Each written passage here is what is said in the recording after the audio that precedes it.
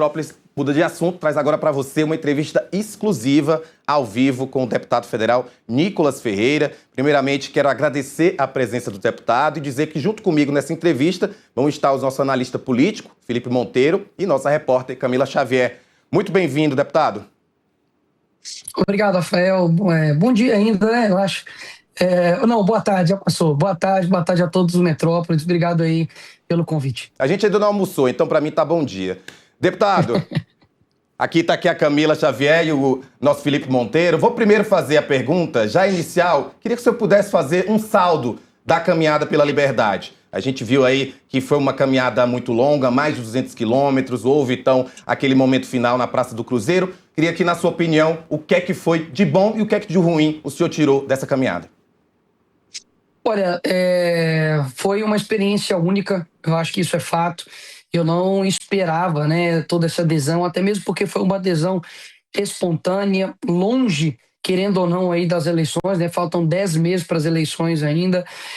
Muitas pessoas, inclusive, que não compactuam, né, digamos assim, com tudo da direita, mas que compreendeu o movimento e que me mandaram mensagens, estiveram presentes, né, apoiando, e que foi um movimento gradativo, né? Não foi um ato estático, como muitas vezes nós já fizemos, né, em manifestações ali na Paulista, em Belo Horizonte, enfim, no Rio de Janeiro.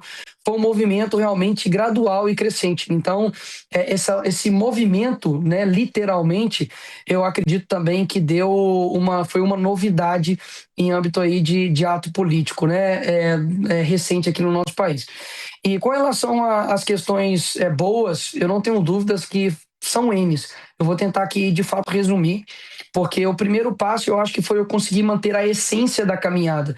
Eu não queria que fosse somente por um ato concreto.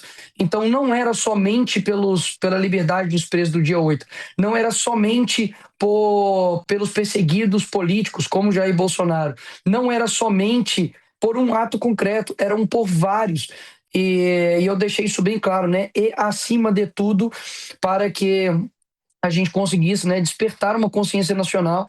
Eu acho que tanto para a direita, quanto para a esquerda, quanto para o centro, é muito ruim você ouvir pessoas desistindo do país, pessoas desanimadas, pessoas cansadas, pessoas realmente sem esperança de viver nesse país e ter uma qualidade de vida. E no meu discurso final, né, para quem tiver aí curiosidade, eu acho que o Metrópolis cobriu na íntegra, eu digo, olha, para quem eles estão perguntando, sim, essa caminhada aqui é pela saúde, porque nós temos uma saúde que eu sei que não falta dinheiro em Brasília para poder destinar, mas sobra corrupção, né? Isso aqui também é pela educação. A gente tem aí anos e anos e anos de pessoas dizendo qual é o melhor método e a gente continua ocupando os piores índices, né, de ranking da educação mundial. 100 milhões de pessoas não têm saneamento básico no nosso país, então não tem aonde literalmente fazer as suas necessidades, nem mesmo ter água potável. Nós temos uma criminalidade que tem dominado 60 milhões de pessoas através de facções criminosas. Então, a pessoa de esquerda também é roubada no ponto de ônibus. A pessoa de centro também paga altos impostos. A pessoa de direita também fica indignado com o que está acontecendo. Então, eu acho que eu consegui manter essa essência.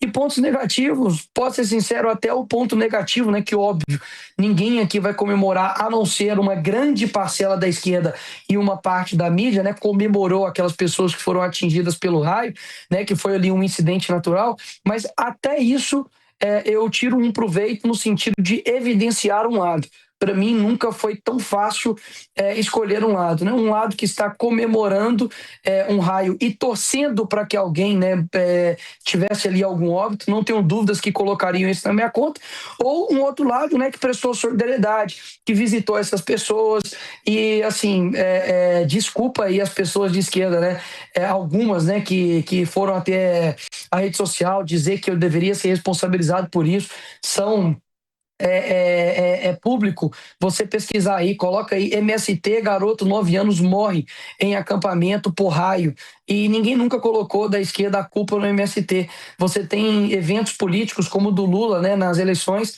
que eles continuaram ali as eleições, mesmo o ato, né, político, mesmo sob forte chuva. Então, assim, esse tipo de indignação seletiva eu acho que cansa, e as pessoas também acordaram para esse tipo de hipocrisia. hipocrisia. Então, sendo bem sincero, para mim o saldo é somente positivo. Graças a Deus, nos 7 dias, Rafael, não teve nenhum acidente, não teve nenhum óbito, não teve nenhuma, sabe, lesão grave. Realmente, a gente estava andando ali no acostamento, tentando fazer com que as pessoas, né, andassem ali no acostamento de maneira ordeira, pacífica. Não teve nenhum ato de vandalismo. Então, para mim, o saldo é somente positivo. Deputado, e o senhor, além desse balanço que o senhor traz ao longo da caminhada, o senhor também chegou a falar que não queria que esse ato ficasse vinculado a uma figura política, tivesse o rosto de um político, mas é inegável que o senhor ficou como a figura central dessa manifestação, o seu rosto apareceu diversas vezes nas bandeiras, nas publicações. O senhor reconhece que ganhou algum mais capital político com esse ato e como o senhor avalia que isso impacta na pré-campanha que já acontece, né? A eleição vai ser mais para frente, mas a gente já está nesse clima de eleitoral. Então, é um reflexo, mas não é o espelho em si, né? Obviamente que isso gera um reflexo em âmbito eleitoral, em âmbito político, em âmbito de, digamos assim, né, de taxa de conhecimento do meu nome, mas esse realmente não era e nunca foi o objetivo principal, né? Mas é claro, como que as pessoas vão ignorar, né? Foi eu que comecei. Então, eu acho que sim, tem uma consequência também para âmbito eleitoral. É claro que as pessoas também que estavam ali ao meu redor, muitos influenciadores, né, acabaram também ganhando muitos seguidores. E eu confesso, eu acho isso muito bom. Durante as minhas férias, eu tirei o tempo para poder fazer um ato político, enquanto outros deputados estão envolvidos em escândalos milionários. Uma frase, né, ficou muito famosa durante a caminhada foi: olha, se um político caminhando te incomoda mais do que um político roubando, o problema do Brasil é você.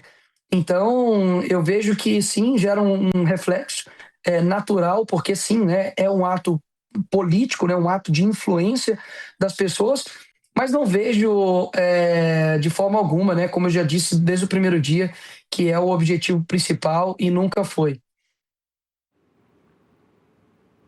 Felipe, com você, por favor. Nicolas, prazer estar contigo aqui no Contexto Metrópolis. A gente sabe, né, que um dos projetos da direita nessas eleições de 2026 é tirar o PT e Lula do poder, não é? Mas isso é muito pouco, né? Eu queria saber de você qual que é o projeto substancioso e alternativo que a direita teria, né? Porque quando eu pego, por exemplo, e comparo o Lula com o Bolsonaro, né, o Lula com os outros presidentes, né, parece que os três, parece que é mais do mesmo, né? Por exemplo, o Lula e Bolsonaro, o pobrismo, colocar o pobre no orçamento, fiscalismo, a busca pelo tal superávit primário. A esquerda tem projetos de identitarismo e a direita tem projetos de guerra cultural, que são dois lados da mesma moeda. Então, eu queria saber de você qual que é o projeto substantivo que a direita teria diferente da esquerda para 2026. Obrigado, Felipe. Obrigado aí pela pergunta. Também é um prazer estar aqui. Eu acho o seguinte, eu acho que o primeiro projeto de campanha que qualquer deputado deva ter deve ser o alcance pela verdade. Porque eu vi a sua ideia aí, achei muito válida, que você falou a respeito, né, da divulgação de quem será os ministros do STF caso um presidente ganhe, mas nada disso adianta, Felipe, se não houver verdade. Se você pega aí as eleições de 2022, o Lula afirmou com todas as letras, e foi uma promessa dele, de que ele não colocaria amigo no STF. E o que ele fez foi ao contrário, ele indicou 2, inclusive um deles é ex-advogado dele. Com relação aos sigilos, né, disse que acabaria com o sigilo ali do Bolsonaro e acabou aplicando o sigilo nele próprio, inclusive em uma reunião dele com o dono do Banco Master ali no Planalto, né? Ou não, perdão, uma reunião sigilosa, né, aí com o Alexandre de Moraes para tratar sobre este caso específico. Então, eu vejo que as pautas, obviamente, elas importam, elas precisam ser pautas eficazes, mas, acima de tudo, tem que ser uma pauta verdadeira e mostrar para as pessoas a viabilidade disso. Não adianta nada chegar e falar: vamos colocar o pobre no orçamento, se, poxa, nós temos uma dívida trilionária. Para que você vai prometer isso se você não vai cumprir? Eu acho que há um ponto focal aí, que aí sim, eu vejo mais a direita combatendo isso, que é o combate à criminalidade, ao crime organizado. Como eu disse aqui, hoje tem 60 milhões de pessoas que estão abaixo de ordens de facções criminosas. Então, eu acho que esse é um ponto assim principal e assim, nenhuma estatal hoje, praticamente, Correio está quebrado, poxa. Assim, muitas vezes, não é querendo puxar a sardinha aqui para a direita, mas quero só falar aqui alguns fatos, porque eu sei que ambos os lados têm erros, tiveram falhas, tá? As minhas críticas, até mesmo a própria direita, não é pelo que fez, mas muito do que pelo que não fez, mas é inegável. Você tem resultados econômicos ainda numa pandemia de superávit. Foram, se eu não me engano, 152 bi que foi deixado em caixa no verde, e no primeiro ano a gente já teve déficit primário no governo Lula. Então, assim, eu gostaria muito, real, de que as pessoas elas olhassem para o plano de governo com uma forma muito mais séria do que somente, digamos assim, o marketing, porque o que eu sinto, isso foi inclusive uma aula que eu vi do padre Paulo Ricardo, que ele disse, olha, sabe por que antigamente chamavam-se os reis de excelência? Porque eles eram excelentes em algo, né? Eles eram excelentes guerreiros ou excelentes intelectualmente, eles eram excelentes, né, na gestão, na liderança, e hoje você tem que chamar pessoas, enfim, de excelência que não são excelentes, né, em nada, não preciso nem citar nomes aqui. Então, hoje, a virtude ela foi deixada de lado no âmbito da campanha eleitoral, e o que mais se vale é o marqueteiro. Então, a virtude foi deixada de lado. E isso é culpa de quem? Isso é culpa de quem elege. Isso é culpa de quem realmente deixa o plano de governo de lado, né? Como você disse, olha, seria muito importante a gente saber quem vão ser os indicados por ministro do STF, porque hoje a Suprema Corte ela tem um poder praticamente igual ou até mesmo maior do que a presidência da República e o outro poder que é o Congresso. Isso é inegável. Tudo é como o rio, né, corre para o mar, assim como as decisões do Brasil corre e finaliza ali no STF. Então eu acho que muito também disso necessita do povo brasileiro para poder colocar ali as pessoas certas para poder fazer as decisões certas. E eu não tenho dúvidas, mesmo que uma pessoa, digamos assim, fale a verdade, coloque pautas que sejam interessantes, muitas das pessoas, dos brasileiros, elas deixariam de votar nessa pessoa para votar num outro maqueteiro, porque a solução, muitas das vezes, real para o Brasil, ela passa por sacrifícios. A gente tem um doutor Enéas que tinha pautas claras, pautas que eu vejo que eram corretas, pautas virtuosas, mas que não eram pautas tão, digamos assim, sedutoras para o eleitor. Então a culpa é de quem? Eu não tenho dúvidas. Se hoje o brasileiro, naquela época, tivesse elegido Enéas e não tivesse colocado no poder Lula ou qualquer outro, o Brasil hoje está bastante diferente. Então, sim, os candidatos precisam colocar pautas e promessas que sejam viáveis, mas também o povo brasileiro tem que começar a votar não somente com o estômago, né? Porque, para poder finalizar aqui a minha resposta, o presidente do Brasil ele foi eleito muito por conta de uma promessa de picanha e cerveja. Isso é tão absurdo como se um presidente dos Estados Unidos prometesse Coca-Cola e McDonald's para todo mundo. Percebe que lá é uma coisa assim totalmente esdrúxula, mas aqui no Brasil é real. E aí depois isso daí, essa promessa virou uma metáfora, apenas uma metáfora, e agora já se esvairiu, e daqui a pouco eu não tenho dúvidas que vai aparecer um homem aí de 9 dedos se prometendo picanhas, e é muito importante que você não acredite nele. Deputado, ontem a ex-primeira-dama Michele Bolsonaro classificou o senhor como o filho 06 do ex-presidente Jair Bolsonaro.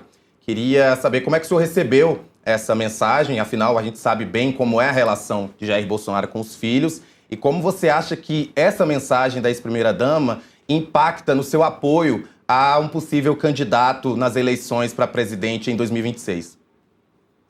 Não, eu sei que é um ato de carinho, né? Eu tenho um carinho enorme, né? Obviamente pela Michelle, eu sei que ela falou aquilo dali, né? Como, digamos assim, né? Talvez uma metáfora, não sei.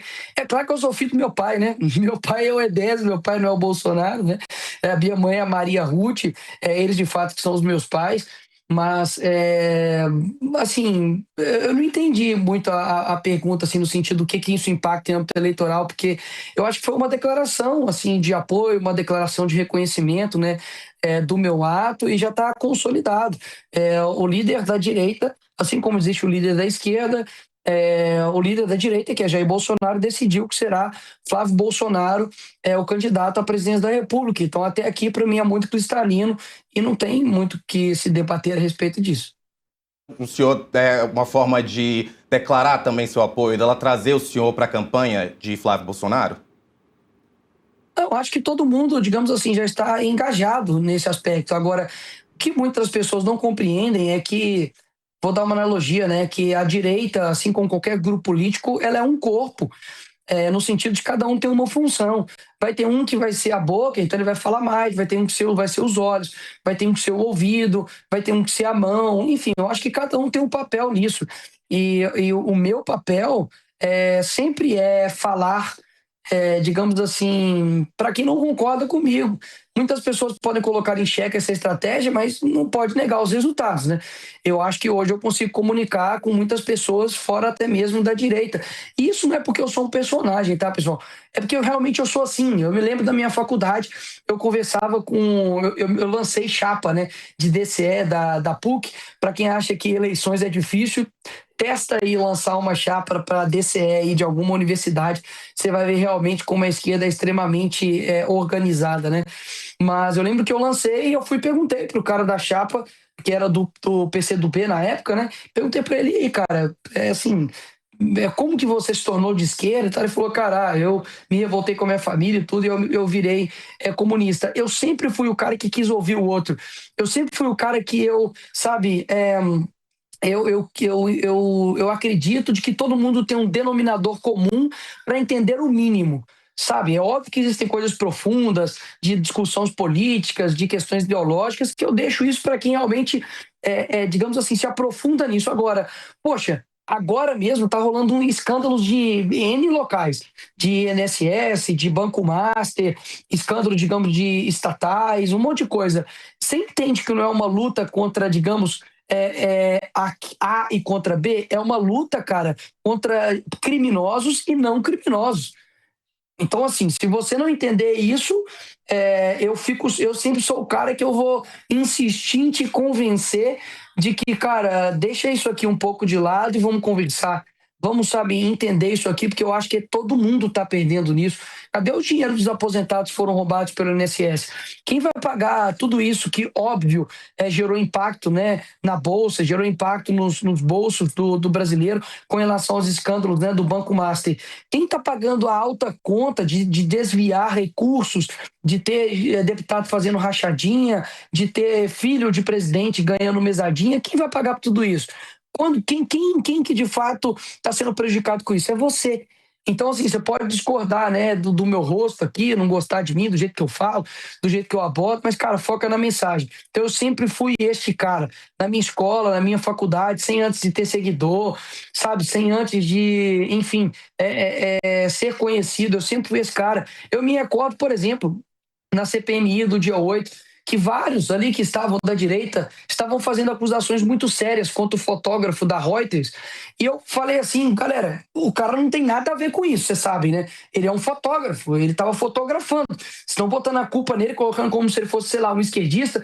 E até mesmo se esse fotógrafo fosse de esquerda, cara, e daí? Ele estava cumprindo o papel dele. E durante a caminhada, eu conversei isso com uma fotógrafa, se eu não me engano, era da Folha de São Paulo. E eu falei isso com ela também, falei, eu vi um outro também que estava tentando fotografar e a galera tava, tipo assim, um ímpeto muito grande, né, de fazer ali a coisa dar certo. Então, pô, já eram mais 100 quilômetros andados, o pessoal começou a chegar, mas eu vi que ele tava com a dificuldade de tirar foto, falei, galera, abre, deixa o cara trabalhar, deixa o cara fazer, sabe, o trabalho dele. Então, eu sou assim. Então, eu acho que a direita, ela precisa compreender que cada um tem uma forma, não existe um formato, uma forma perfeita do este é o político que todo mundo deve seguir. E eu também concordo que cada um tem que ser diferente mesmo. E as nossas diferenças que nos tornam iguais. Que bom que tem pessoas que não concordam comigo. Que bom que tem pessoas que o Instagram é diferente do meu. Que bom que tem pessoas que vão alcançar pessoas que eu não alcanço. E para mim tá tudo bem. Eu concordo em discordar. E eu acho que é isso que a gente precisa, enfim, trabalhar, porque realmente cada dia mais eu vejo que as pessoas estão cansadas de gente que, enfim, milita cegamente somente por um lado e não tem uma consciência e uma honestidade intelectual aí com a verdade. Deputado, e aproveitando que o senhor falou dessa questão de que cada um tem uma função, né, como se fosse na direita, como se fosse um corpo ali, cada um tem o seu papel, o presidente do PL, Valdemar, vem dizendo que ele quer o senhor junto com o Tarcísio e a Michelle como cabos eleitorais de Flávio Bolsonaro. Então, Como o senhor vê essa sua atuação, essa sua possível atuação como cabo eleitoral de Flávio Bolsonaro, a sua função em comparação com uma função que teria Tarcísio e também Michele? Camila, eu sou soldado, bicho. Eu nunca me coloquei como líder, eu sei do meu lugar na hierarquia. E assim como em 2022, né, eu saí rodando o Nordeste inteiro para poder fazer campanha do Bolsonaro sem receber nenhuma missão de ninguém, foi porque, pô, eu não queria o Lula de novo no poder. E eu também vou fazer da mesma forma agora, cara. Eu tô lutando contra o PT que recebeu o Nicolás Maduro, que agora tá preso, que era procurado pelo DEA por narcotráfico, entendeu?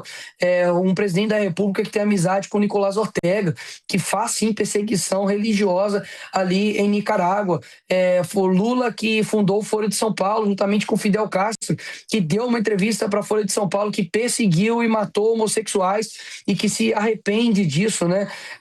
Lula que, enfim, tem trabalhado e feito isso, né, através de portarias da Receita Federal para poder monitorar o PIX com fins arrecadatórios, que tem quebrado as estatais do nosso país, como, por exemplo, o Correios, que tem gastado bilhões de reais em estadias e em viagens internacionais, né, juntamente com a sua esposa, que tem todo lugar que você vê, tem dedo dele envolvido nos escândalos, e aí ele ativa, né, a carta dele de eu não sabia, ou seja, eu vou trabalhar para que isso não ocorra, né, para que esse mal não esteja novamente no nosso país. Então, assim, eu não estou lutando dizendo, não, o meu lado é perfeito e quando nós chegarmos lá nós vamos resolver todos os problemas do mundo. Isso aí, só se eu fosse um maluco mentiroso para poder afirmar isso. Nós somos seres imperfeitos. Nós nunca vamos conseguir criar uma ordem social perfeita. Sempre vai ter algo de errado, porque nós somos imperfeitos. Agora, o que eu não posso é olhar para um bem muito horrível e falar, eu não vou combater ele porque aqui do meu lado tem o Flávio, talvez eu não gosto disso ou daquilo do Flávio. Não, eu vou entrar de cabeça na campanha, quando, né, obviamente aí chegar o momento. Eu não tenho dúvidas que eu tenho já ajudado a isso, né? Quando eu exponho o caso do INSS, quando eu exponho os casos do Banco Master, quando eu exponho, né, as fragilidades aí do governo Lula com relação ao STF também. Obviamente, cara, eu estou ajudando. O vídeo do meu Pix ano passado, que atingiu, acredito que boa parte aí do Brasil, é o vídeo mais visto, né, do Brasil, de um brasileiro no Instagram. Quando eu bato no PT, né, quando eu descredibilizo o PT e eu desgasto o PT, eu estou ajudando quem?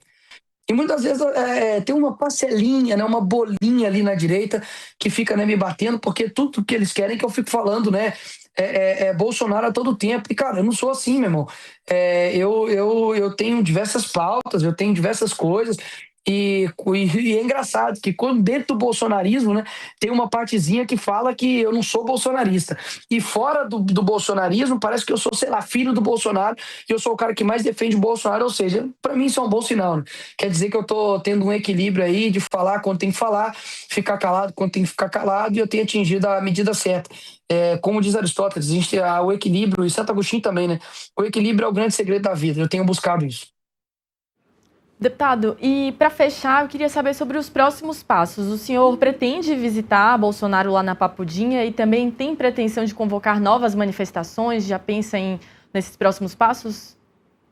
Olha, manifestações não tem um monopólio. Eu acho que isso deve vir das pessoas. Se a gente perceber que as pessoas querem ir para as ruas mais uma vez, com a Acorda Brasil e com uma, digamos, uma pauta, né, paralela no sentido de fora Moraes, fora Lula, pode ter certeza que as pessoas vão se mobilizar e vão para a rua. Eu não acredito que a manifestação foco, né, ali o protagonista seja o político ou os políticos. E quando eu perceber também que a manifestação virou um falante político, pode ter certeza que eu nem falo. Eu fico lá no meio do povo lá, entendeu? E nem falo, porque assim, eu sou muito, cara, eu não acho que extremista é uma palavra certa, mas eu sou muito firme quando eu vejo que da minha responsabilidade, eu estou conduzindo umas pessoas para um lugar, e quando chegar nesse lugar, se a pessoa não vê que era aquilo que eu estava dizendo, eu sei que eu vou perder a credibilidade dessa pessoa.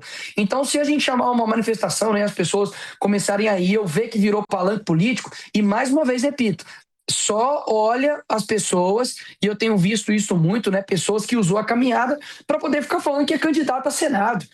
Para mim, isso é um vagabundo. entendeu? Porque isso não era o objetivo da caminhada e nunca foi. E as pessoas estão, né, atentas a isso. Então, eu acho que os próximos passos agora principal, a derrubada do veto da dosimetria.